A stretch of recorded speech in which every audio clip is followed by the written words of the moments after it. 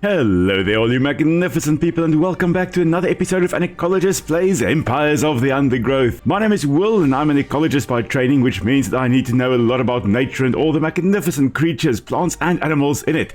And we are back here in this amazing game, Empires of the Undergrowth. So let's jump right into our little colony, where we have just started out. So last time we finished the first story mission, we had gotten some food, we have expanded a little bit, and now it is time to jump in to the second story mission, Subjugation, which is a really fascinating one. So let's jump right in, shall we?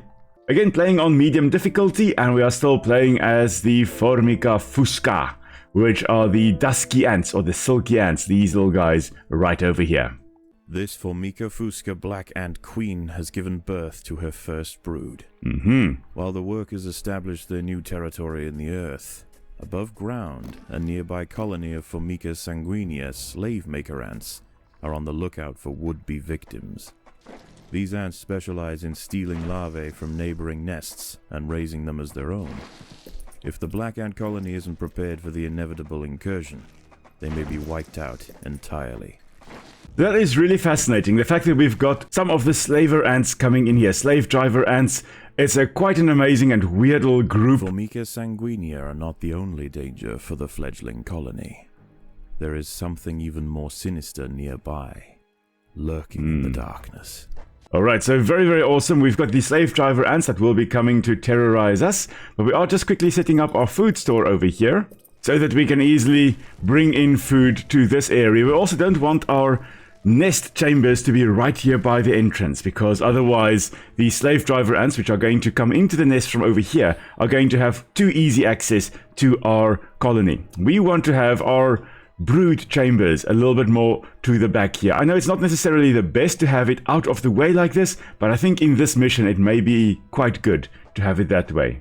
And then we are going to, I think, let's actually start popping out some soldiers.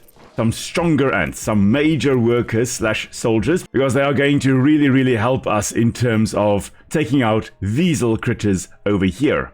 So the slave driver ants can either be obligate slavers or they can be facultative slavers. The obligate slavers basically have lost the ability to take care of themselves. They can't collect their own food, they can't do anything of the sort. Instead, they constantly have to raid other ant nests, like the Formica fusca over here, to steal their brood, which they then raise as their own. So those young ones, those larvae of the other ants, are then imprinted on the slave driver ants. They believe they are some of them, and they take care of the colony as a result. The slavers, they do not intend to wipe out the colonies that they are raiding. They just want to grab enough larvae at a time so that they get young ones for their own colony. And if they were to completely wipe out the colony, well, that's difficult then, because how are they going to replace their dead ones? Their own individuals won't last forever. They die after a few weeks or a few months, so they need to constantly go on raiding expeditions. Now let's just have a look. I think we can get some more safe food up here, and then we're going to have to start taking out these guys over here. I think that's what we'll have to do. Now there may still be a bit of safe food right over here. Let's see. No, there isn't. Okay, there isn't. Florentina, a funnel web spider. She is large, fast, and equipped with a deep, powerful bite. Her lair is carpeted by sheets of silk woven between tripwires that radiate out from the entrance. We are in slight danger here. Vibrations with her sensitive legs. Well, we've got to take out the devil's coach horse. Will be snapped away in the blink of an eye. Okay, I think we have successfully defended this section. Okay, we've gotten rid of the devil's coach horse beetle larvae, which also, I did not realize they were also here. Okay. We've got our soldiers kind of ready. Now, this is the nest of the funnel web spider, and you can see there. Now, funnel web spiders, it's a bit of a weird one because there are two very different groups of funnel web spiders. We've got the Mygalomorphae, those are like the baboon spiders, and tarantulas. They have got fangs that... okay, well, let's actually get rid of this little guy before she picks off all my individuals. There we go, okay. By working together, the ants have overwhelmed one of the funnel web spiders. She won't be causing any more trouble for the colony. Her sisters, however, still present a problem. Let's just quickly have a look which one this actually is. See, this is not the Mygalomorphae group. This spider here, this funnel web spider, belongs to the Araneomorphae spider group. There are 3 groups of spiders: the Mygalomorphae, the Araneomorphae, and I think the Mesomorphae, something along those lines. They only have a few species only located in Asia. But the Mygalomorphae, those are like the Sydney funnel web spider. That's not related to this one here. This one is more closely related to your typical spiders, your orb weavers and those types of spiders. And they will have fangs that are slightly forward pointing, but slightly to the sides as well. And they close their fangs to the inside. Mygalomorphae, things like the Sydney funnel web spider, they will have fangs that actually curve inwards, and they've got to raise up their body and slam down their fangs to actually catch their prey. So not related to those ones. But this funnel web spider that we had here had a nest, and I'm sure we'll see some more of it in a moment, but it had a nest over here, a nice little safe environment for itself. And in that safe environment, it waited for ants to touch one of the tripwires over here. So it had a sanguinea scout has sensed the presence of the black ants. A raid on the colony is now inevitable. The question remains as to whether they will merely pillage a generation of young, or wipe out the colony entirely. In the end, it will come down to the tenacity of the defending ants. Okay, well, so now the slave drivers are going to come. Rush forward, my beautiful soldiers, rush forward. There we go. Okay, we have gotten rid of it as well. We can actually expand our food stores a bit. There are intruders in the nest. So you can see, the moment our ants actually touch the web that radiates out from this funnel over here, which is the spider's relatively safe harbor. The moment the ants touch these wires, these webs over here, the spider runs out, grabs one, and runs back into the safety of its nest. And that is brilliant. I mean, we've got a few of those species here in South Africa as well.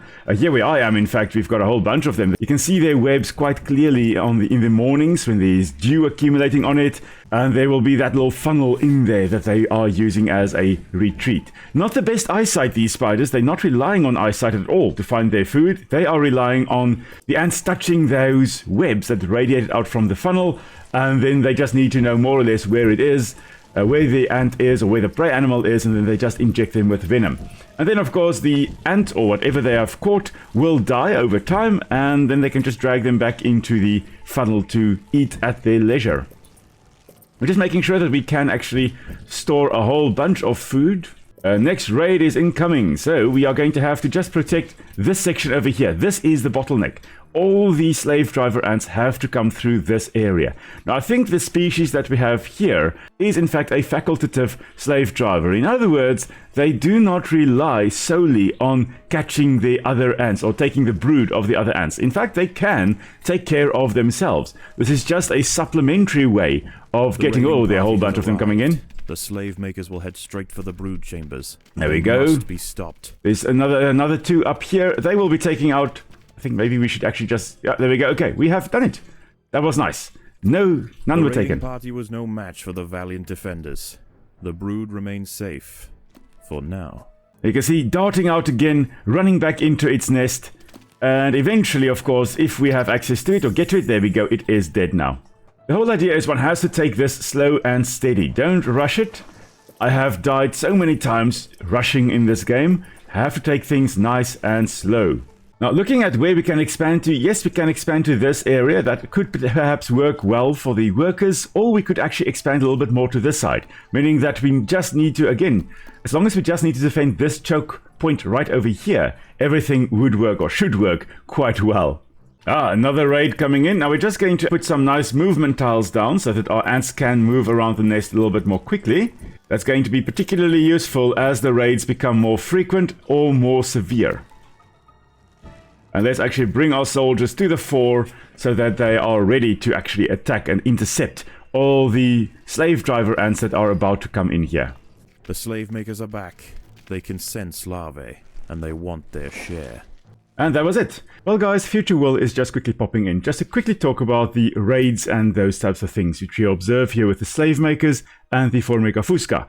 This interaction we observe between the Slavemaker ants and the Formica fusca ants is a very good example of both co-evolution as well as the evolutionary arms race. With co-evolution, it's when 2 species evolve together. The one evolves and then the other one evolves, and they adapt according to whatever the other species has done. And what we have here is the Formica fusca ants being parasitized by the Formica sanguinea.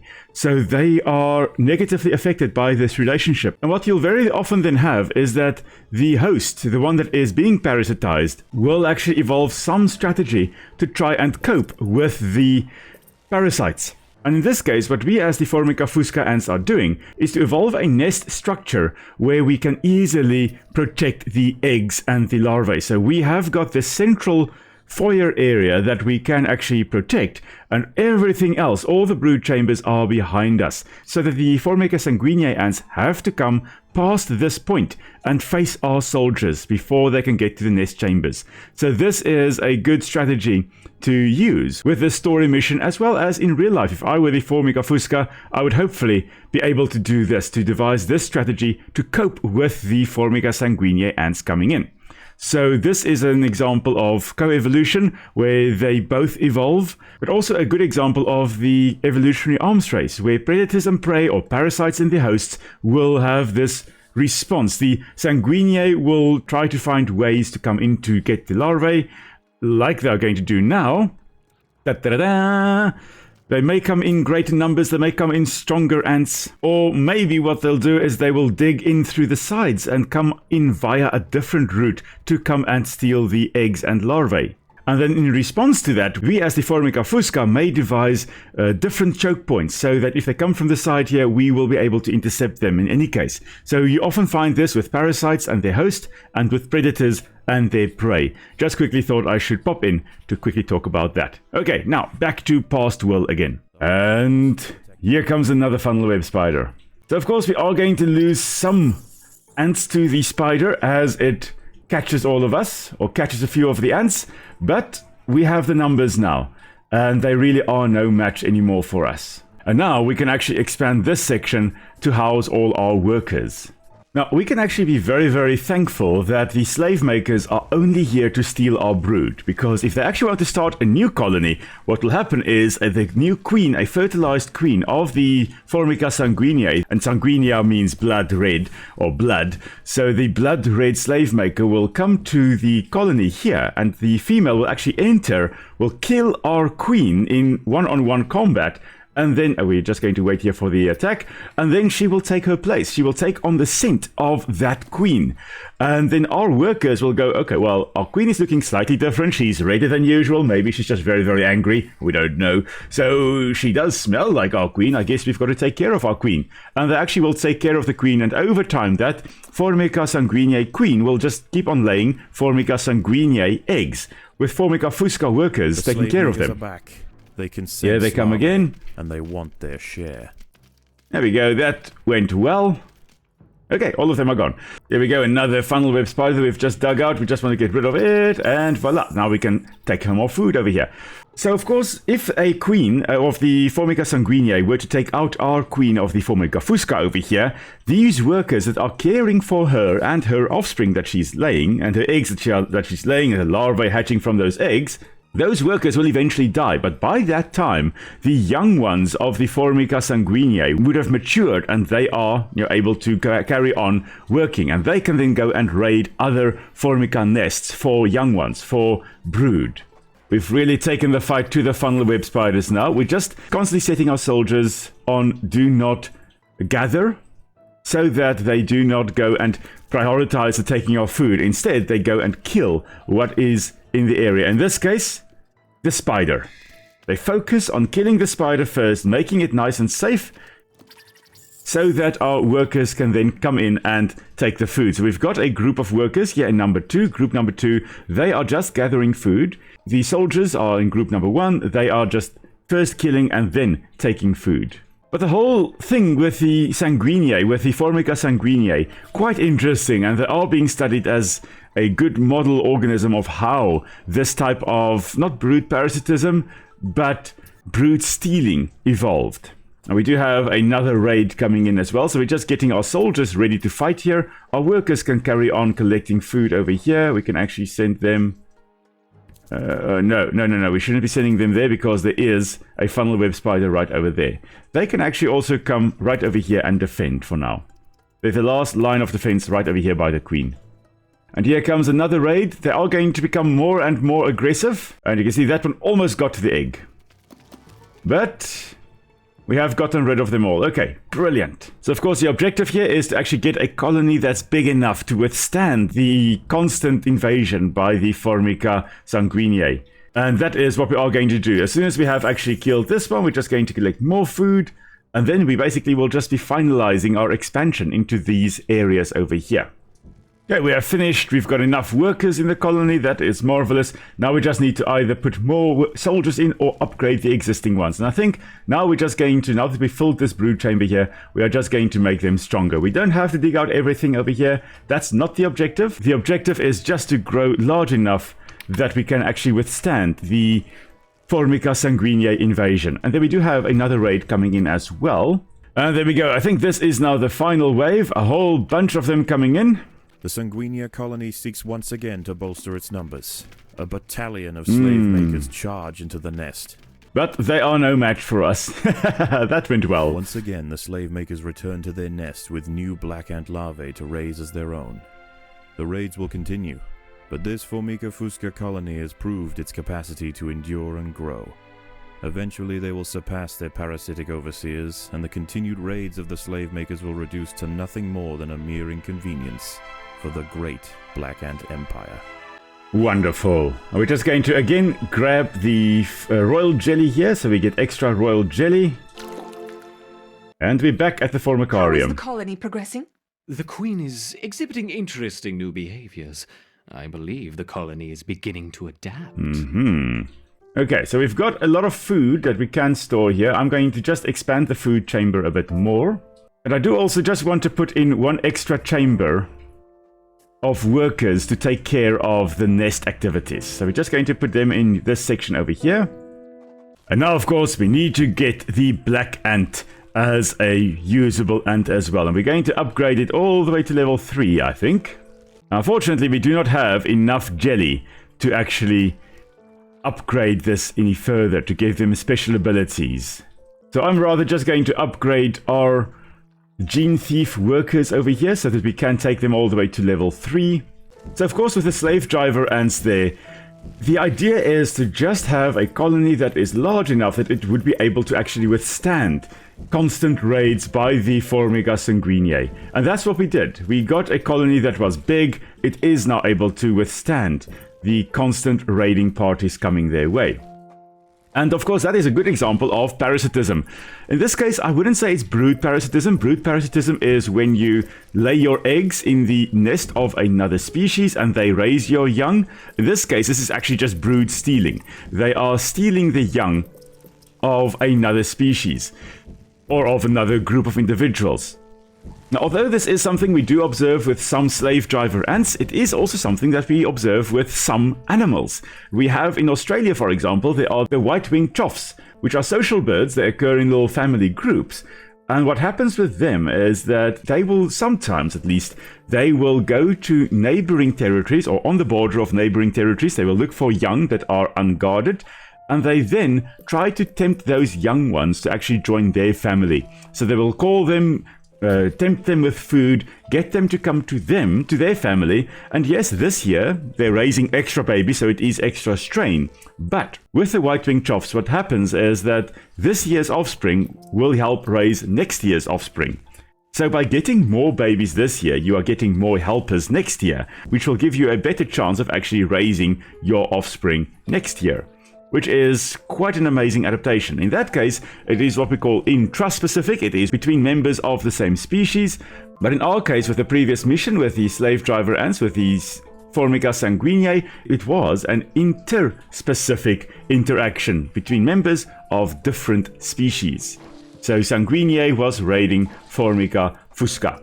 And it's very interesting to note, if you actually look at the distribution of Formica sanguinea, they are, as I said, facultative slavers. In other words, they can function on their own, but they can also be parasitic and raid other nests. The Repta workers have raised their first Formica fusca ant. Aha. Finally, we have the opportunity to observe multiple species within the same colony. Yes, indeed. So if you look at the distribution of that Formica sanguinea, it's actually very interesting to note that they occur where there are other Formica species to potentially raid. So even though they can function on their own, they probably do better if they have got other ants to enslave. And I find that absolutely fascinating. I don't think in South Africa we have got any slave driver ants, but in Europe, for example, amongst the Formica species, there are quite a few that will do that. And now we have expanded as much as we possibly could in terms of size, but we can still upgrade our colony to have but few stronger individuals. We're just going to upgrade some of the workers and then, very importantly, upgrade some nice Formica fuscas over here. Get a whole bunch of stronger individuals before we take on... Okay, that's enough. That's all the food we have. Okay. Okay, I have upgraded a few. We don't have any level 3s, but we do have level 2s, and that's perfectly fine, I think, for the next mission. Because it is just going to be on medium difficulty after all. We're just going to quickly take out the wood lice over here.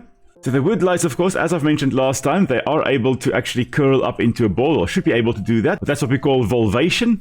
But in this case, they actually seem to clamp down onto the surface to try and prevent the ants from actually getting them and eating them like these guys are now doing. Of course, with superior numbers, the ants will easily just overpower them and eventually just flip them over and get to the soft underbelly to consume them. Quite cool little crustaceans. I do love them. They are really, really cool creatures. There we go, clamping down again as soon as they sense movement there. And dead. And now I think we are ready for the first experiment. This is a gateway mission. After this, we'll be playing as Formica rufa, the wood ants. So, let's jump right in, shall we? I think it is time we connected the outworld to the feeder colonies. I want to see how these ereptors respond under pressure. I will prepare the experiment. So of course, for this, you would need animal ethics clearance. If you are at university at least, you should have that. With a small threat. Connecting the fusca colony now. I will let 10 through to start with. Alright, we're just going to come and take them out over here. They should be no match for us. I will be honest, however, I'm slightly worried about the fact that I didn't have any upgraded or really strong level 3 ones yet. The Ereptors identified the threat and responded very quickly. Excellent. Let's see how they handle a few more, shall we? Introducing 20 Formica fusca ants. Okay, here come 20.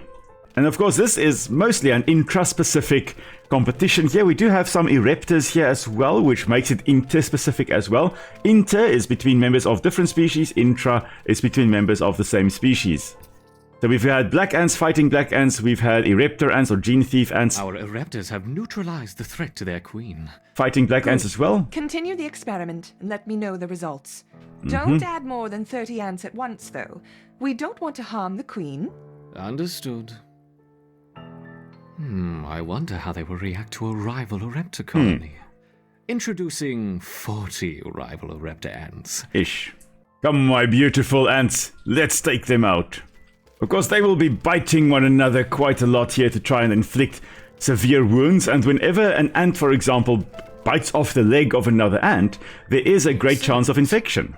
Introducing a further 50 rival ereptor Now we're just going to ants. come down to our nest here, because I think this is now the best strategy to use. Instead of being spread out over this large area, we just want all our ants concentrated in one area where they're nice and safe, relatively safe and concentrated, and then when these ereptor ants come in, we channel them into this bottleneck right over here. And there we go.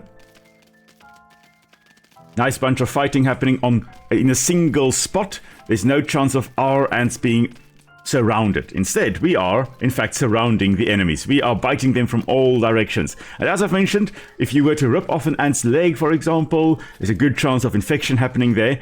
So even if these ants don't die immediately, they may die over time. Fascinating. Come on, give us some food, please, Mr. Scientist. Now let's try 60 ereptor ants. Yeah, we are seriously outnumbered. We've got 26 soldiers and 33 workers, of which 19 are in our squad over here. So we've got 45 ants that are here. I may have been overeager here. Okay. Sting them, bite them. I don't think they can actually sting them. They don't have stingers. Instead, I think they do spray formic acid. But they do have their pincers, or they do have their mandibles that they will be using to rip into the flesh of these other ants over here. Okay, at least we do still have some food left in our stores. We are able to replenish our numbers. And of course, with these faster trails, they're able to make it quite nicely. This is now just to replenish our numbers. And then as soon as we've grabbed it, we're going back to the nest.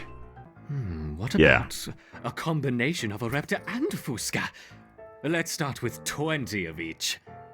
So see now, if you were on the surface, you'd have to fight on two fronts. There's a colony of fuscas approaching from over here and a colony of ereptors approaching from over here. But if we fight them down here, we are concentrating them in one area. We are fighting on a single front, and that is ideal. So there we go. We have got one front that we are fighting on, and I think we are doing quite alright. We are losing quite a lot of individuals, but we still have quite a bit of food stored away. Okay, we have defeated them. Unconventional defense, yet That's highly marvelous. effective. It's interesting to see the colony fight on two fronts. Perhaps we should try 30 of each. Again, by actually fighting on a single front rather than two fronts, we are reducing the potentially severe impacts of this fight. But there's another bunch of them, and of course, as you can hear, a whole bunch of eggs hatching, as we have got a lot of individuals dying in this massive fight here, but we're also inflicting heavy casualties. Oh, our food stores are dwindling. Oh dear. Okay, but I think we have defeated this bunch. Now it's the difficult bit, I think. Once again, our ereptors triumph. We only have 42 food left. Oh dear. Ah, great. We've got a bunch of food. We're going to have to grab what we can and then head back into the nest. The colony's ability to withstand such overwhelming assaults is incredible. I wonder, how will they handle a sustained flow of aggressors? So now we've got a whole bunch coming towards us. A whole bunch of fuscas, a whole bunch of ereptors. If we can just overwhelm the few that pop up at a time, we can do this. It's not like they are clustered together in a massive number. I mean, you can see... Oh, no. Okay. Interesting, shall we? There comes the danger. The devil's coach horse. I was just about to say, we won't be overwhelmed if they just keep on coming in these smaller numbers. But now we've got devil's coach horse beetle larvae being thrown in here into the mix. They are much stronger than the ants. Really, really not keen for that. Okay, but at the same time, we do also have a bit of food being dropped, basically being delivered to the nest. We do still have quite a bit of food left, thankfully. Whoops! I seem to have dropped my beetles. I hope they don't harm the little ants. So here comes an adult again, and this is a bit of a problem. So let's see now. We have to overwhelm him as quickly as possible before he sprays that noxious chemical at us. And unfortunately, there he goes. He has disorientated some of our ants. But I think we are doing quite well here. Please. Oh, there's another one. Oh, no. Oh, no. And it has sprayed quite a bit there. Oh, no. A third one. Okay, one's dead. We've got two left. Two left. And at the same time, of course, so many ants coming in here.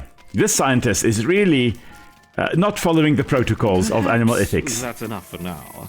I really hope we can just succeed here. So when you have got animal ethics, you do have to keep to what you set out to do. If you said you are going to test your Formica fuscas and Formica ereptors against 30 ants, you cannot exceed that number of ants that you have said you are going to use. And if you didn't say you're going to use the devil's coach horse beetles over here, then you're not allowed to do that. How has the colony been responding? They mounted an excellent defense against 20, 25, and even 30 fusca ants, as you suggested. Perfect. Perhaps we can provide more of a challenge for them next time. What a fantastic suggestion. And there he's even lying about what he did. But again, we are going to grab the royal jelly here. Let's see how the colony grows over the next few days. Now that they have experienced battle, I expect to see a significant rise in the number of soldiers. And I do believe we now have access, yes, to the wood ant, which is our ranged ants. So that is great. So we're going to be using them next time as well. But I think this is for now a good spot to also end today's episode. So of course on Sunday I will be live streaming the last missions of Empires of the Undergrowth. We are going to be playing as the Matabele Ants, and then hopefully also be doing the final experiment. So that will be interesting to actually see. So come and join me then 6 o'clock until 10 o'clock on Sunday South African time. So the time will be down below as well. So if you have got any questions about any of the ants or any of the creatures we saw, anything about the interactions, do feel free to comment on this video. And if you want to be notified when more videos like this come out, please do remember to subscribe as well. Really helps the channel to grow. And until next time everybody, stay safe. I'll see you all soon. Bye!